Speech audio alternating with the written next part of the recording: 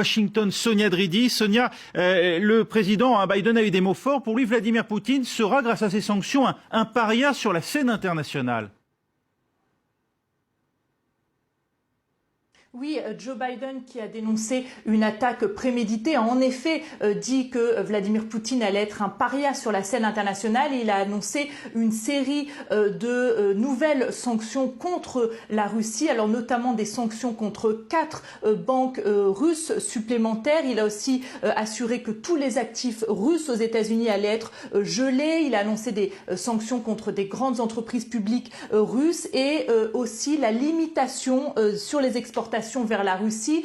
Joe Biden qui a assuré qu'entre les sanctions des États-Unis et les sanctions annoncées par les alliés européens, eh bien, cela allait permettre de couper la moitié des importations high-tech, donc technologiques, vers la Russie, et donc que cela allait réduire la capacité de la Russie de développer, de moderniser son industrie. Par exemple, en ce qui concerne son programme spatial, il a assuré que cela allait être un coup porté à la grande ambition de Vladimir Poutine. Et il a aussi prévenu la Russie que si elle tentait de faire des cyberattaques, de nouvelles cyberattaques contre les États-Unis étaient prêts à riposter. Joe Biden qui n'a pas annoncé couper la Russie du système SWIFT, c'est ce que certains évoquaient comme hypothèse ces derniers jours, mais il a dit que cela restait une option.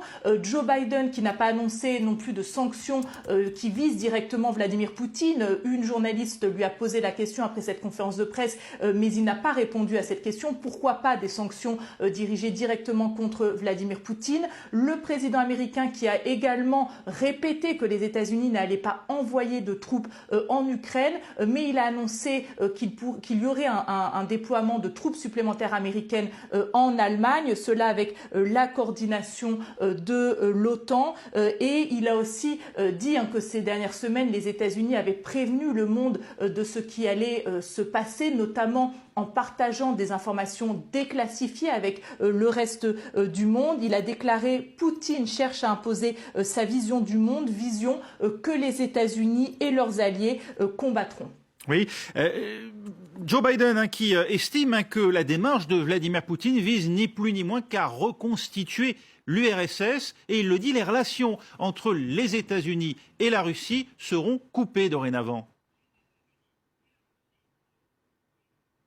Oui, c'est ce qu'il a déclaré. Il a aussi beaucoup insisté sur l'unité du reste du monde face à la Russie, sur l'unité des alliés de l'OTAN. Et c'est un point important pour les États-Unis qui ont aussi été, selon beaucoup ici d'observateurs à Washington, ont retenu les leçons après le chaos du retrait américain d'Afghanistan, où les alliés de l'OTAN s'étaient sentis peu consultés, délaissés. Donc là, les États-Unis insistent vraiment sur le fait de l'unité avec le reste des alliés de l'OTAN face à la Russie, sur le fait que toute nation qui joindra la Russie dans cette agression sera aussi considérée comme un paria sur la scène internationale.